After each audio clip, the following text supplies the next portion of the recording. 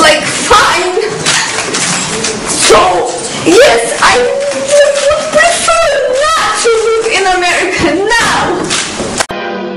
Hey, what did you do to my poor little kid? So why wouldn't I regret? Why?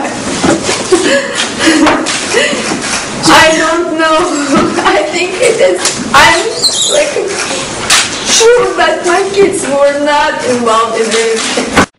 Ah, my little Why? I thought America is gonna like protect us, our kids. It's gonna be safe for like any reason. And you are my hero. But it happened opposite. America took my kids away from me.